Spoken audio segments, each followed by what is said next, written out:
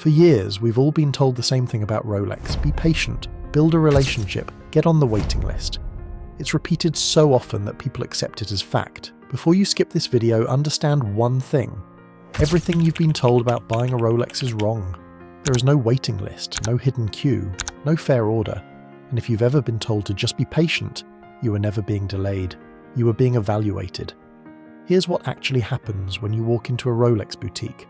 The moment you ask for a watch, a silent decision-making process starts. Not about availability, but about you, your clothes, your watch, your tone, your confidence, your spending potential. Most people are disqualified in under 60 seconds and never realize it. This weekend, a conversation inside a Rolex boutique confirmed something that insiders rarely admit openly. A major change is coming, not a rumor, not speculation. A structural shift in how Rolex allocates its watches, and it may begin as soon as 2026. That matters, because the system Rolex built only works if people continue to believe in it. For decades, Rolex has engineered scarcity so precisely that demand feels infinite, even though they produce over 1 million watches every year. It's one of the most successful marketing strategies in luxury history. But something is breaking. People aren't just leaving without watches anymore. They're leaving angry, they're leaving embarrassed, and increasingly they're leaving for other brands. And when enough people stop believing the game is fair, the game collapses. By the end of this video, you'll know why the Rolex waiting list is a myth, how watch allocation actually works behind closed doors, and why Rolex may be quietly preparing to dismantle the very system that made it untouchable. If you care about luxury, status, or how power really operates in modern brands, stay with me. Because once you see this, you can't unsee it. So if there's no waiting list, what actually happens when you ask for a Rolex? Here's the truth most people never hear. When you register your interest, your name isn't added to a queue, it's added to a pool the dealer controls completely. And from that pool, they decide, quietly, who gets access and who doesn't. There's no timestamp, no transparency, no obligation. Two people can walk in on the same day asking for the same watch. One gets a call in 6 months, the other never hears back. Not because of luck, but because of perceived value. And by value, I don't mean money alone. Dealers are trained to look for indicators.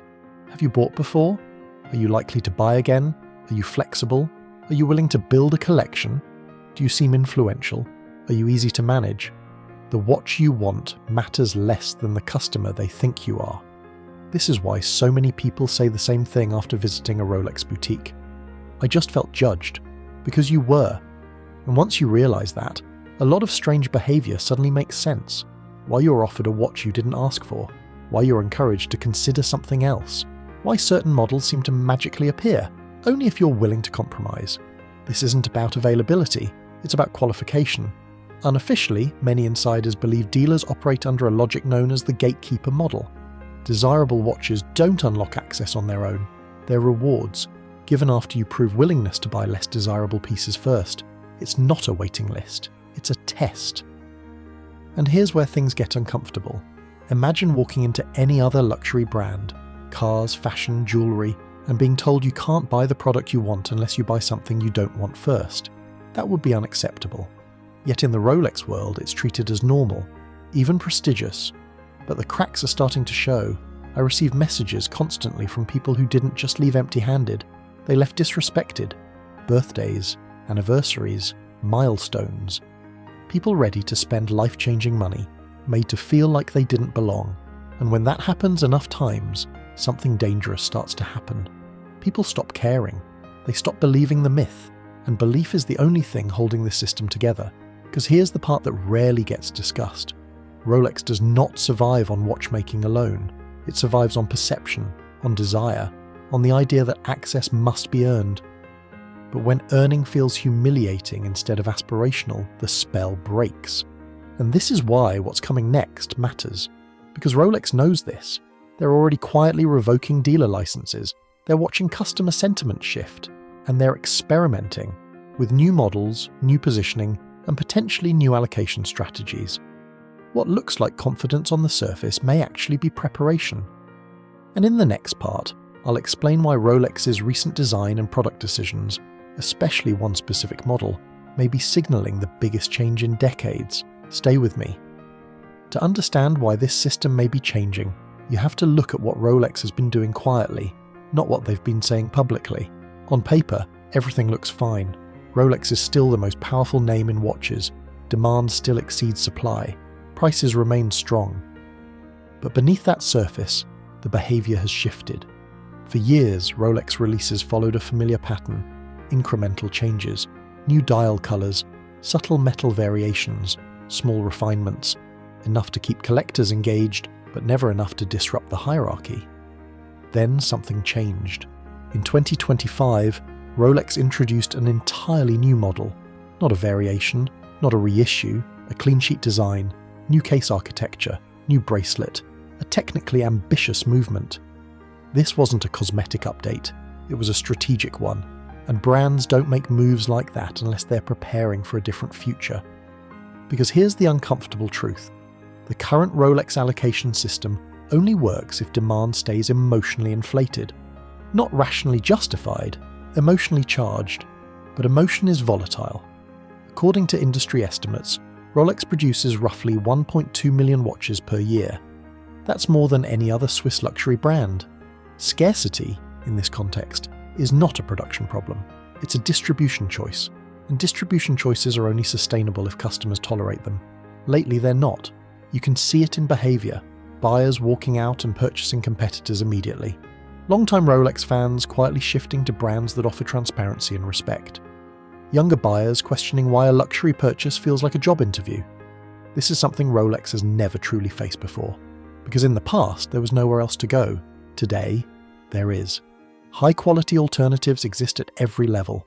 Integrated sports watches, independent brands, established maisons offering better availability, stronger customer experience, and equal craftsmanship.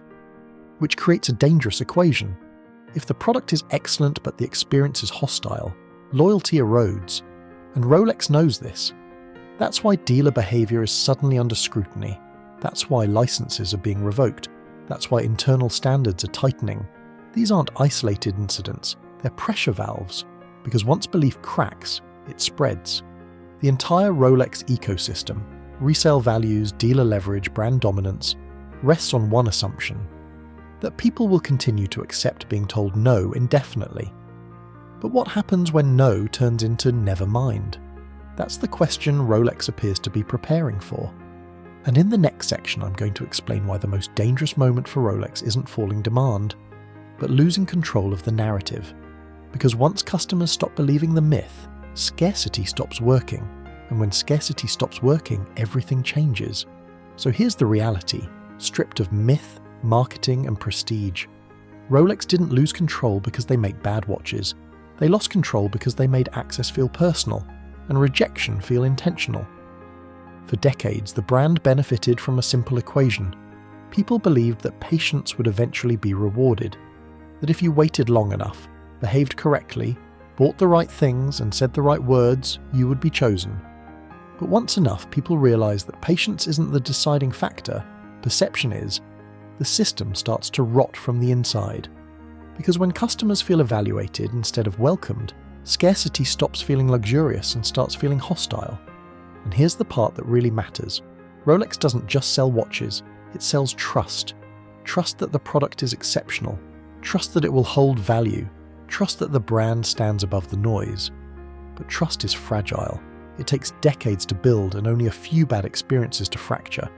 That's why we're now seeing Rolex step in where they never did before, tightening dealer oversight, revoking licenses, signaling change without announcing it publicly. They can't admit the system is broken, but they also can't afford to ignore it. The irony is this: the very strategy that made Rolex untouchable is the same one now threatening its future. Because once people stop chasing something, its power disappears. And if Rolex truly is preparing to change how watches are allocated, if access becomes clearer, fairer, more respectful, it won't be because they want to, it will be because they have to.